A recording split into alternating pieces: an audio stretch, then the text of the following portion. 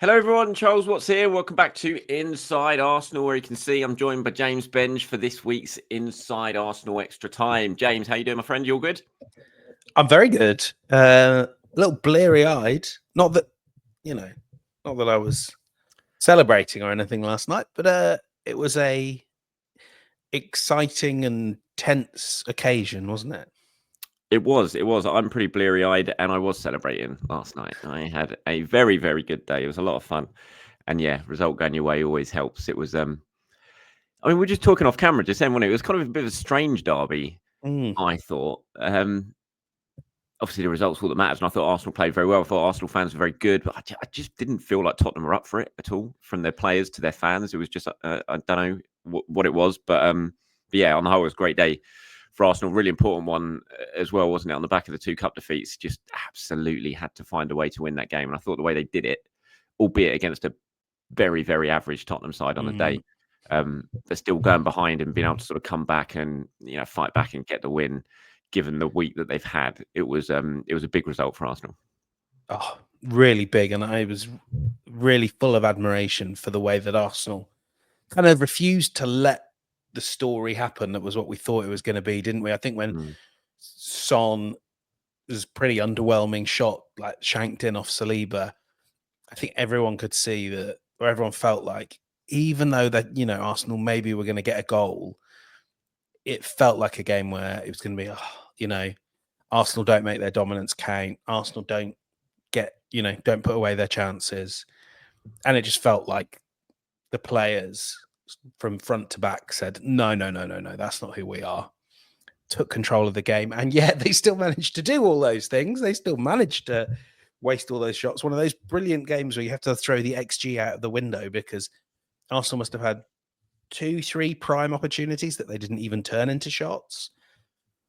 But sort of, they just refused to be beaten. So many players are so full of admiration for it, the final whistle. I think, you would be a bit worried about Saturday and Aston Villa, but because, there are some tired legs in that squad. But certainly for now, just enjoying the derby win, I think, is the right course of action for fans, isn't it?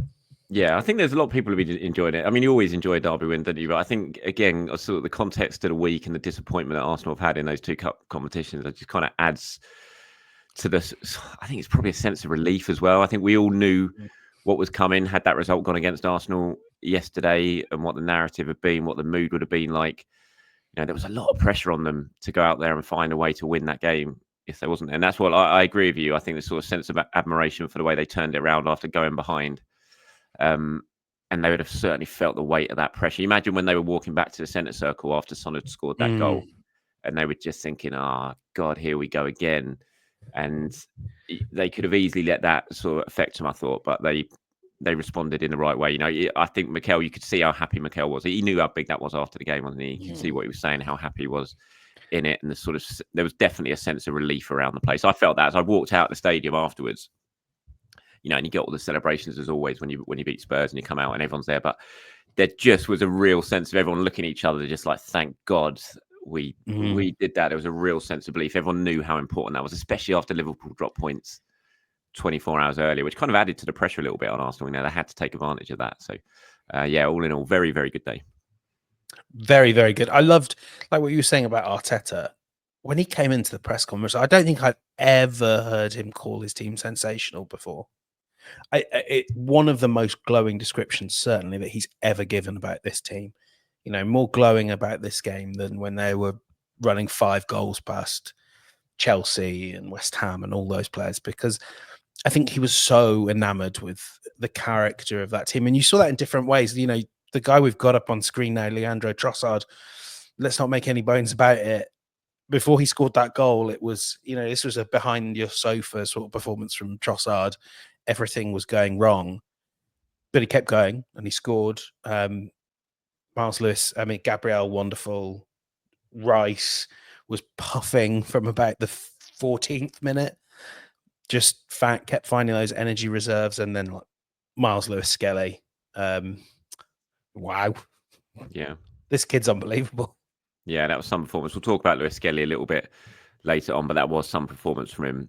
It's kind of, I don't know if you can really label it a breakthrough performance because he'd kind of already done that, hadn't he? But he just sort of cemented his status as just a top talent, the way he played, the character he played. Mikel was talking, wasn't he, in the press conference? You sort of referenced it there about how glowing he was about the team. I think he spoke about attitude, isn't it? I think that word kind of summed it up yesterday. Arsenal had to show actually they weren't, football-wise, they're not at their best at the moment. They're going for a bad spell. Some players are going. It's like Havertz, for example. Yesterday, it still wasn't a great performance from Havertz, but when you're as out of form as he is and confidence as low as his is, like the only thing you can do is just try and work your ass off and just do everything you possibly can for the team, which is what he did yesterday. It didn't pay off for him in front of goal when he missed some chances again, but I still thought just the way he led that line and there was performances like that all around the pitch that I just thought it was a really solid performance. Mikel spoke afterwards. I mean, he was asked about the sort of title race and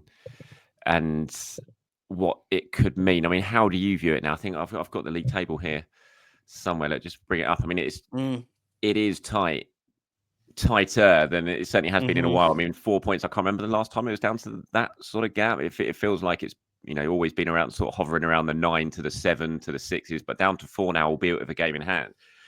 That it just feels like a title race when it's down to that sort of gap, doesn't it? Oh, really does. And we should say, because maybe people will have forgotten that game in hand. Do you know what that game in hand is? Everton away, the final Merseyside derby, right in the middle of an incredibly hectic period for Liverpool. Yeah, I didn't think it had been scheduled, but it has, hasn't it? It's February, isn't it? 12th of Feb. So they've got Plymouth in the cup for the 4th round, which will be fine. But then Wolves after, City on the horizon. They'll have done their EFL Cup semi-final 2nd leg as well. So tired legs there. And who knows by February, who knows which of their star players will still be there. It's on. You have to say Arsenal are unlikely champions. I think I saw a few models going around that have them at about the 15% mark. And I think that's about right. I think that's about right, especially with the injuries. So the fact if Saka was fit now and playing, they'd be well ahead of 15% in my mind. But without Saka and the current sort of group that they've got, I think 15% is probably about fair. They just need to fight and scrap and do everything they can. And they have been. If they can just do that till Saka gets back in March, and if that gap then, March, April, whenever it might be, if that gap then is around the 4-point mark, maybe a bit less, and you've still got that chance to go to Anfield on the horizon, and I know the stories will be writing if Arsenal are going to Anfield and the title's up for grabs now. You've given yourself a chance, haven't you? And I really am. I'm even in this, kind of for all the setbacks of this last week, they've made me admire Arsenal and admire Mikel Arteta more, because without your best player, with so many of your other players looking completely dead on their feet, Arsenal keep finding a way to dominate good teams. And I know it didn't result in the wins in the previous 2 games, but we have to remember those were dominating performances against a really good team. Well, against teams that it's important that you dominate. I'm not sure United or Spurs actually are that good, but you know what I mean. Yeah. I mean, when you look at that league table, are you thinking 2-horse race, or are you considering Newcastle? I mean, Newcastle's form at the moment is incredible, and they've got the hottest striker in Europe, arguably, leading their line at the moment. I think they've won 8 straight or something. I mean, is that gap too big for Newcastle? I mean, are they out? Are they definitely out of it? You're thinking 2-horse race? I think probably 2. Yeah, no, I'm pretty certain it's a 2-horse race, just because they've got to make up 10 points on Liverpool. Oh no, sorry, I'm misreading that. 9 points on Liverpool. But even if they do that, that means Liverpool have fallen apart, and I'm not sure they could make up the 5 on Arsenal and the 9 on Liverpool. So I'm pushing them to the side. And we also do have to say, Isak is the best striker in Europe right now, but is he going to be fit all the time? Because I think that team is going to be really reliant on Isak for goals. And if you take him out, I think they'll finish top 4. I was at Chelsea the night before as well. They are sinking quite fast. Yeah, they're struggling, aren't they, at the moment? They really are struggling. Just about salvaged a draw. It's a classic kind of sums up this season. I thought the night on Tuesday night when you had City drop points at Brentford, Chelsea drop points at home to who was it? Bournemouth. Liverpool obviously dropped points away at Forest. It's just it's really hard to win games in the Premier League. It really, really is. It is not easy at all for it. It doesn't matter who you are. It's just I thought that was a classic sort of Premier League round of fixtures in the midweek. Oh, it was so much. It was so much fun. I mean, like at Stamford Bridge, where you're kind of transfixed by a Bournemouth team with about 13 senior players, playing Chelsea off the park in the second half, and then I was next to you know Nazar, obviously, and I was knocking him, and I was like, Man City are suddenly throwing away a 2-goal lead, and these things it's brilliant. It's been a great season for the neutral, probably not for the Arsenal fan, but certainly for the neutral. I don't think it's been the best season in terms of quality, but No. I think there's certainly been. I think maybe the lack of quality and the lack of consistency in team selection has certainly led to fun results and some fun stuff going on. I mean, we've spoken about the need of Bukayo Saka coming back. Obviously, we're slap banging in the middle of the window. I think we've got 2 weeks to go now. Did you see what Mikel said after the game? Obviously, kind of following on from what he said in his press conference ahead of the game. TNT asked him after last night about signing someone and are you going to do it? He said, yes, for sure, because we've lost 2 big players, big players. Bukayo could be out for up to 3 months. That's a long time. And Gabby, that's going to be a long time. We're going to try for sure. I mean, we are actively looking. I think we've lost 2 very important players. We have 14 players in the squad. We play every 3 days. True. So we will try. Yeah, not true. But let's see what we can got. I think Josh was there last night, I think, wasn't he? And yeah, I mentioned it earlier on when you sort of thrown on Kieran Tierney as your left winger with 15 minutes to go. I mean, if you're Josh Kroenke looking at that, there's got to be a bit of a message being sent by the manager there, like, please give me some help here to get us over the line. There's been lots of talk about Benjamin Sesko in the last few hours. Again, there's stuff going out there about Arsenal and Sesko. Where do you sort of stand in the sort of striker hunt between now, if it's striker or attacker hunt? I don't know how you would say it. I mean, I think we'll focus on strikers first of all, because obviously that's been a big talking point. The fact that Arsenal have now lost Jesus, I think before that, me and you were both like, oh, maybe a winger would be the best option. But I think the fact that Jesus has gone now, in my head anyway, I'm like, no, they've got to sign a central option to get them through between now and the end of the season. I'm of the opinion that if you can fast track something, and that this goes back to Sesko, I suppose, who we know that he's a player that Arsenal really want, scored again last night. I think he scored in 5 Bundesliga games in a row now. You know, he's finding some form. Unfortunately, got sent off with about 5 minutes to go last night, so he's got suspension coming. But if you can fast track something that maybe you had planned for the summer, and we know, there was quite a strong likelihood Arsenal were going to go back for Sesko in the summer. If you can do that now, even if it means paying £5-10 million extra and just getting it done now and getting him in 6 months early, surely that is a better option than sort of just sniffing around the loan market and seeing who's available, who could come in as a sort of short-term thing between now and the end of the season. Yeah, because you look at Jesus right now and you sort of think contract up at the end of next season, right? Mm-hmm. And I think that probably is it. Like, I think the real frustration and the reason that I think everyone at Arsenal is so disheartened to lose Gabby Jesus is he's really started to fight back from that initial knee injury. And that shows you how long it will be, at least, for the next comeback. Probably even longer, because he's older and his body's struggling more. And, you know, this happens a lot, doesn't it? Players compensate on one knee because the other one they don't fully trust. I don't know. It's done with Gabby Jesus. So you have to replace him. And you can't, you know, in that case, you have to go out and get a top level striker. Now, Sesko, we don't know how doable it is with RB Leipzig, but in the end, we know they're a club that has a fee set for every player, and they will sell for that fee. And that fee may well be like higher in January, but maybe that's what you have to go and do. Because the challenge I have is, you know, there's that one player in mind with Arsenal that you always think he would be the one that you dream of. You know, with Alexander Isak, I think he would revolutionize Arsenal. Yeah. And you could say, oh, let's wait till the summer to see if we can get Isak. But you must know that you probably can't. Just that like, you and I discussed this before, haven't we? 3 years left on his contract.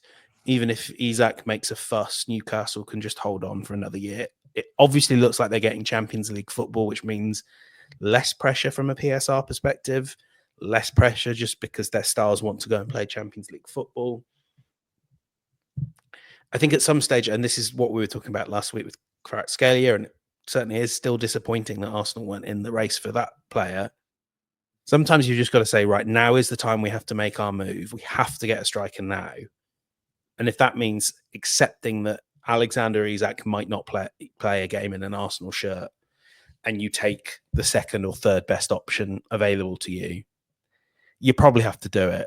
I don't know if are there other names that are sort of speaking to you as like January options? I mean, Not really. You probably could do what we're talking about with Sesko, but yeah, you might be able to get Gyökeres out of Sporting, but I think I don't know. I just feel like if Arsenal were going to get Gyökeres, they would have done it by now. They tried to get Sesko. We haven't heard anyway that they've tried to ever get Gyökeres, but they obviously want Sesko. They spent the summer trying to get him last season, so I'm not sure. Obviously, you got Vlahovic. Did you see Vlahovic's agent posted a picture yesterday. He travelled to Turin and all those pictures from Torino, and yeah, posted this picture yesterday in the middle of everything that's going on and all the talk of it's such classic. It kind of just almost gave me bad vibes about it, just because I remember that summer January when it was it was all sort of agents games and everything when he was getting out Fiorentina, and then he knows what he's doing when he goes there and posts his picture last night, doesn't he? He knows it's like, and immediately all the stories Vlahovic's agent is travelled to Italy and meet, and it just gives me, it's just red flags for me.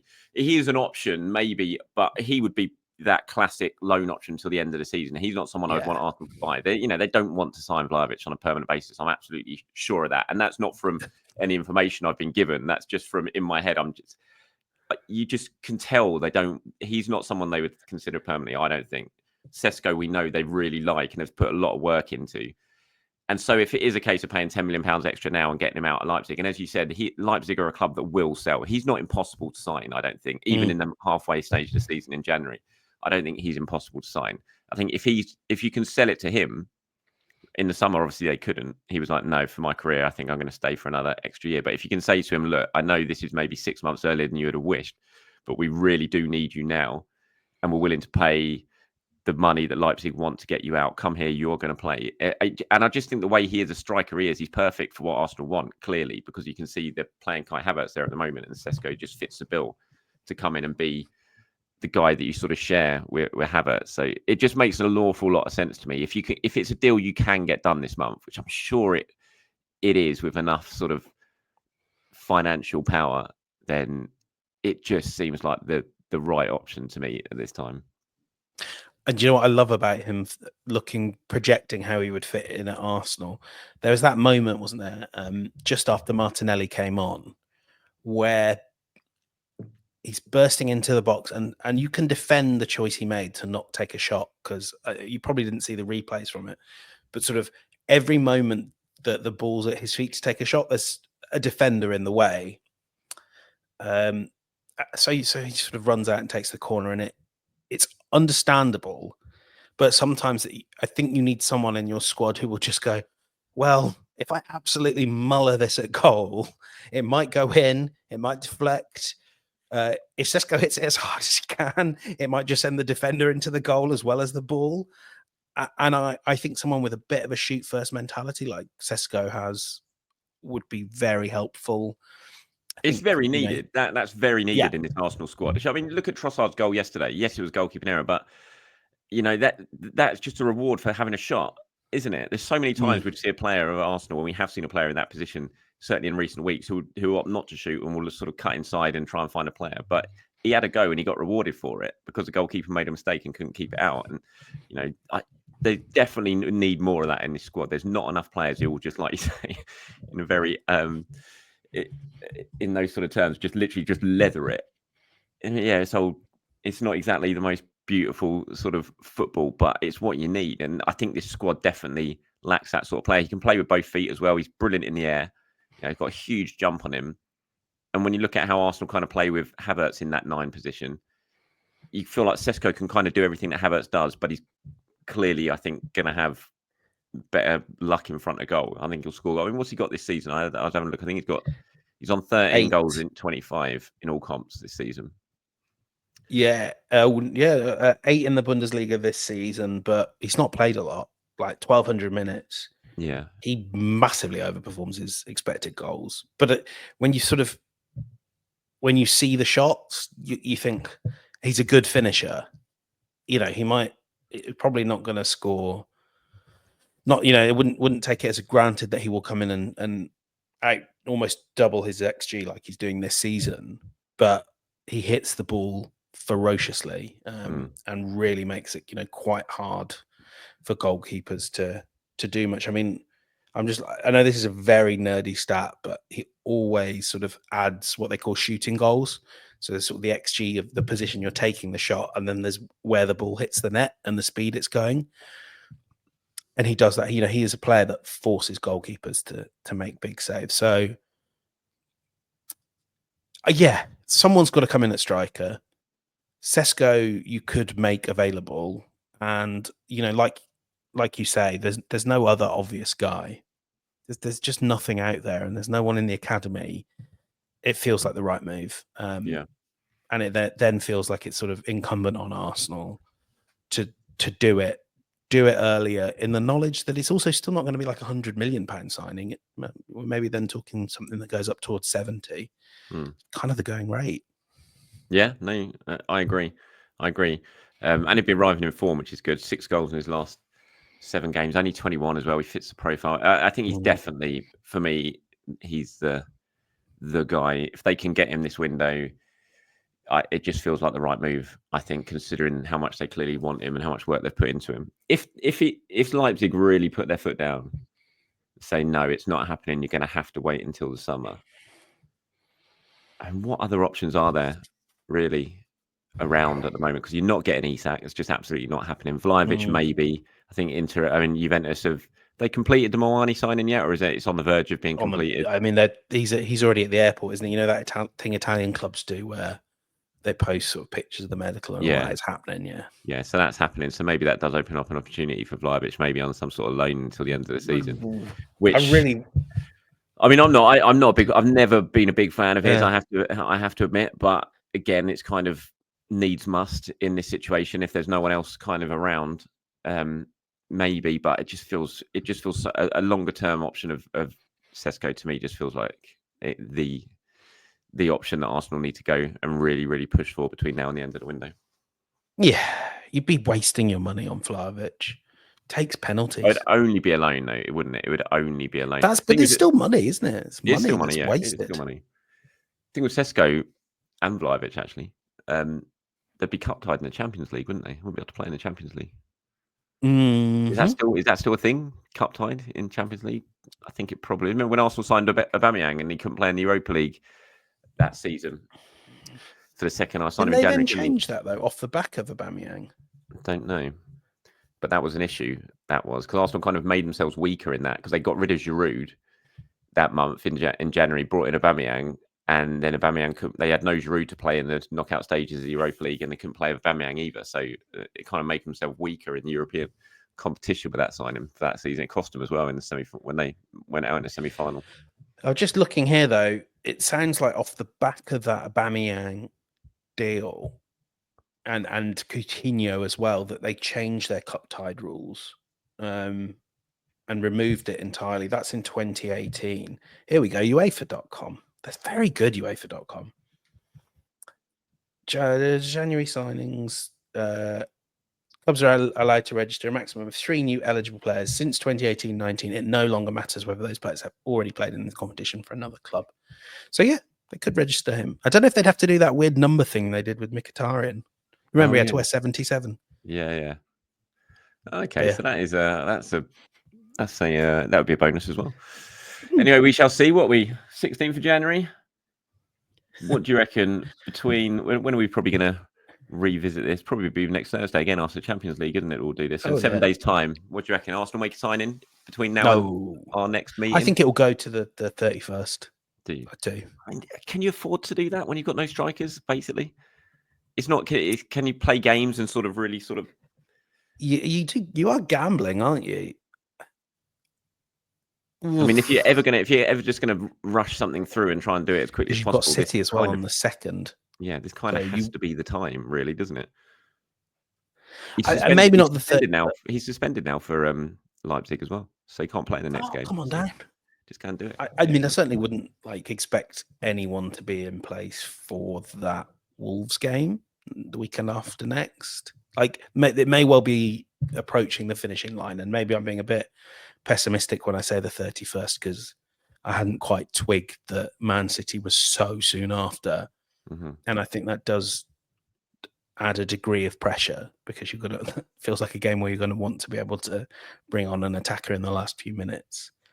But I don't think anyone will be in place in time for the game away to Wolves next weekend. What do you make of the January business so far across Premier League? I mean, it's not been too much. Daniel Malen's completed his move, hasn't he, to Villa? Literally right now, there's reports coming out that City and Frankfurt have now agreed a deal in principle for Mamouche. So that looks like that's sort of reaching the end stage now. Won't be too long before he's a Man City player. That's an exciting signing for them. Yeah, I mean that is an interesting. It's interesting how City are negotiating this crisis of theirs, which is basically to not replace or find anyone that can fill in for Rodri. And of course, we haven't even discussed it, but Arsenal are obviously very confident they're going to be signing the ultimate Rodri replacement. Marmouche, I don't know too much about. It's hard to sort of see him as a guy who'll be much more than sort of at a sort of Savinho Doku rotation level and can plug in for Haaland as well. That and some defenders. I'm not sort of worried that by the time they come to the Emirates, they will be a radically improved force. And I mean, the defenders, I don't think would be ready to make a big impact. So I found City really interesting. Spurs, actually, for any Arsenal fans who only just saw Kinski last night, I think he's a lot better than he looked last night. But Arsenal and the Emirates crowd really got to him. Has there been anything else other than Marlon, which is one of those silly Aston Villa signings that's not going to make much difference, but not like a PSR bill. Not that I can really think of. No, there's not been too much business done, has they? Wolves signed someone, didn't they? I can't remember who he was. Big centre back. Well, yeah, Wolves made a signing, but other than that, it's been pretty quiet. What do you make of the Zubimendi stuff? Sammy obviously breaking the story earlier this week that Arsenal are close to signing Zubimendi at the end of the season. Yeah, what are your thoughts on that? Fantastic. That's your midfield sorted for 4 or 5 years. I know you. I mean, I would keep Jorginho around, and I wouldn't be surprised if that's what happens. And then I think Jorginho go. Well, I think they both go. Thomas Partey and Jorginho. But if you're being offered a 3-year contract somewhere like we think Jorginho probably is, I can't see him sticking around to just sit on the bench. I'd be very, very surprised. And I also think, I mean, I think like you, I think it's a fantastic signing. I mean, I haven't watched loads of Zubimendi. I don't sit and watch Sociedad play, but whenever I do watch it, I have seen him play. It's impossible not to be impressed by him, and the fact that all the clubs want him suggests that he's a very, very good player. And when you think Arsenal are in the lookout for a 6 to replace potentially Partey and Jorginho, who's the best 6 potentially on the market in the summer? And I think pretty much everyone would have said Zubimendi. So if it is a deal that eventually gets done, which the signs are, it's progressing to that stage, and I think it's really, really exciting signing for Arsenal in that midfield position. Interestingly, actually, Miles Lewis-Skelly, I mean, he was fantastic. Did you see his interview with Ian Wright after the game? It was I haven't seen that interview. I saw the absolute bear hug between the two at the final whistle. It was really good. Just watch it. You can see that there is so much adrenaline still running through his body when he's talking to Wrighty after what had happened, and he was saying how he just felt $1 million and he was just determined not to let anyone down in that derby. He was talking about how he just didn't want to look weak to his grandma who was there, so he was just diving into tackles and stuff. I mean, it was a brilliant performance from Lewis-Skelly, and just another one to sort of add to his bow since he's coming to the team. But when we're talking about midfield and Zubimendi coming in and Jorginho and Partey going out, I mean, I still don't think Lewis-Skelly long term is going to be Arsenal's left back. I don't think he will. I think we'll see him like Saka came into the team as a kind of fullback, but eventually moved forward. Even Mikel yesterday said he's playing out of position after the game, didn't he? He didn't say he's a left back. He said he's playing out of position. So when you think with Jorginho and Partey to go, potentially Zubimendi coming in, is Lewis Skelly going to be the other, sort of 2 out, 2 in? Is Lewis Skelly going to now I mean, I think so. I think he's got so much to offer in that midfield position, where obviously he was. I mean, we saw him in that Youth Cup final, didn't we? And then runs the Youth Cup final playing in midfield, box to box, and I think he's got loads to offer there. And I would not be at all surprised if that's the kind of plan for next season. One in, hopefully Zubimendi and Lewis Skelly moving further forward and playing more in midfield. I almost would just, with someone like Lewis Skelly, I'd want to start seeing him more in midfield. I know you're going to have to almost wait till next season to do that and kind of give him games in the EFL Cup. It's so funny. We were talking about loaning him out, weren't we, a few months ago? Don't think I want to do that. Thank you. No. But I would be very open to just sort of seeing what it is, because last night I was watching him more thinking, why would I start Ricardo Calafiori when he's back and fully fit if this is what I'm getting from Lewis Skelly? I really like Calafiori, you know that. And same with Timber, Tomiyasu, who certainly Zinchenko, whoever you want to name. I'm like, right now, you just keep playing Lewis Skelly within reason at left back, and then you see, because he might be. I mean, in many ways, he sort of feels like everything Arteta wants from a left back, doesn't he? Absolutely magnificent scrapper, really good defensively. First instincts are always aggressive. And boy, can he pass as well. That pass was Sterling early on. So I don't know is the answer. And I think I want to find out rather than box him in at an early age. Just you want to see what happens. I think he's different to Saka, because Saka was always just so good that you had to get him near to goal. But I think Lewis Skelly's so multifaceted. Is it going to be a fun thing to find out? And yeah, give him a go.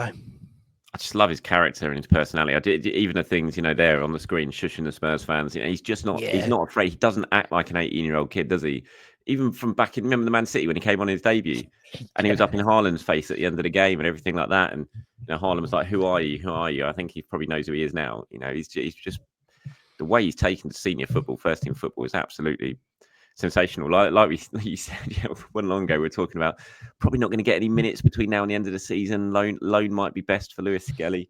Definitely shows how much we know. What was Raheem Sterling? Do you know what Raheem Sterling stop when Lewis Skelly played that pass through? I don't understand what happened there, because he was running, he was on to that ball, and it was like he's got scared of the keeper coming out or something, and he just slowed down and stopped. So if he carried on, he just had to knock it around the keeper, and he'd had an open goal. I don't get. It was like he had a brain freeze. I thought maybe he was trying to draw a penalty.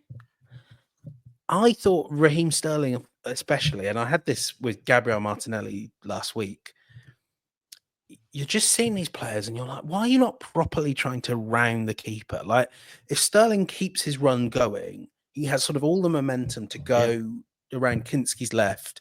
And I know the angle gets tight, but like once you've taken the goalkeeper out of the game, it's becomes quite a bit easier to score a goal. Yeah, I thought that was bizarre. Just one last thing I wanted to say about Lewis Skelly, and it really sort of, like some of the things you were saying, I just think it typifies him and how he's risen to the occasion. I remember in that City game tweeting something like, because he got booked, didn't he, for, was it Holt stopping a throw-in? Like hiding the ball away. Yeah, it was something over on the far side, yeah. Before his Premier League debut. And I was like, Miles Lewis Skelly has been booked. Oh, no, it was when he walked around to David Raya and told him to go down. Oh, yeah, that was it. And I was like, Miles Lewis Skelly has been booked probably several months before his Premier League debut comes. So shows what I know, shows what we know when it comes to Lewis Skelly, but just this guy, he's on such a fast track, and it's really exciting. Yeah, it is. I was coming home yesterday. I was talking to someone on the train about Lewis Skelly, and we were like, do you think the club are sort of looking at it now thinking, why did we sign Ricardo Calafiori? Why did we spend like 35 million on Calafiori? And then suddenly this young left back has emerged while Calafiori's been injured. I don't think they would think like that anyway, but It is pretty mad. It's great for Arsenal. Obviously, Aston Villa this weekend, which is going to be a far harder test than what Arsenal had on Wednesday night. Villa are going to be miles better than Spurs were. You enjoyed saying that, didn't you? Yeah. They were rubbish, those Spurs. Oh, wow, they were bad. They were so bad. Calafiori, we don't know, but even if he is sort of considered fit enough to be involved in the squad, I can't see any way he comes straight into the starting 11 for this game. But it would be very handy if he could get back pretty quickly, Calafiori, because you don't want to run Lewis Skelly absolutely into the ground at the moment. But when you look ahead to that Villa game and the potential, there's not much he can really do elsewhere. There are a few options. Marino could obviously come in if you wanted to do something in midfield. There is the option of, I don't know, Zinchenko or Tierney or something if you do want to give Lewis Skelly a rest. But when you look to that Villa game, do you think it's kind of basically going to be the Spurs team again and then rest in the Champions League in midweek? It's something like that. Like you say, maybe you bring in Marino, maybe Martinelli comes in for one of the wingers. I'd love it if you could give Havertz a break, play Trossard centrally, which it has worked well before, but I don't think any of the rest of the forwards are at that level where you can rest Havertz, who also just isn't at that level. So I think you just got to grit your teeth. What Arsenal did so well, and obviously could have made more of, but they started so quick, and I think they've got to just somehow find a way to replicate that, get that first 20, 25 minutes done, and they're 1 or 2 goals up. Because what they're going to need to do in the next few games is kill them quickly, and then just you bring out whoever you've got on the bench. It's like you bring in Jorginho, you bring in Zinchenko, whoever you need to make 200, 300, the old Arteta line, 1,000 passes to kill the game. I got the sense that's what they wanted to do in the derby, and the ball just didn't go in. Couple of changes, but like you kind of need to rely on the best 11 to win this game in half an hour. Yeah, well, that's what cost them against Villa in obviously the painful defeat at the end of last season, wasn't it? They 45 minutes, they were brilliant, couldn't score. It was went in 0-0 at half time, and then the game just completely changed, wasn't it? And you just got to kill the game when you're on top. They didn't do that last time, and they got to manage to do it this time. I can't see him making too many changes. I think he'll be saying. I think Martinelli will definitely come in. Sterling will go out. Yeah. I think you've got to play Havertz as a 9. You've got to try and hope he can play through this form, find himself a goal from somewhere, and just get back on it. I think he sticks with the same midfield that he played. They did look knackered, but I thought I thought Rice and Odegaard they were good last night. I thought they pressed really well. The work, they did not. The shoulder drop that Rice did on Son, and he was down in the right back position in the first half. That was something else. That was my moment of the game. So, Trossard twisting Porro inside out and leaving him injured on the floor that was right in front of me. I actually thought he'd broken Porro's knee there with that move. Like you saw it and you're like, oh. How's the referee stopping that? I don't get how the referee stops the game for that. It's not a head injury. Right, I'm just going to quickly check before we wrap this one up. I'm going to check we haven't missed anything in the last 10 minutes or so in terms of Arsenal. We haven't. I don't think anything's happened. So I think we're safe to call time on this for now. He says, and we'll get this uploaded, and by the time we've done it, we'll probably make an offer for Sesko or something like that. But we shall see. Anyway, it's been a pleasure, mate, going over that game and everything else. We'll be back next week, probably after the Zagreb game, I imagine, rounding up hopefully a successful night of Champions League football. Where are you at the weekend? You at Arsenal? I'm at Arsenal. It'll be fun. Well, it'll be terrifying. Yes. It'll be an ordeal. 3 points. Liverpool playing before they are, aren't they? Yeah, 3 o'clock at Brentford. 3 o'clock at Brentford. God, imagine that. Imagine if the gap's 1 point at the end of that weekend. That would it would certainly be on. It would certainly be on. Thank you everyone for watching and for listening. As always, I'll be back in the morning for my usual show. We've got a press conference coming up with Mikel Arteta in the afternoon tomorrow as well. So plenty to get stuck into ahead of the game against Villa. Have a good one, James. I'll catch up with you soon, mate. See you soon. Bye-bye.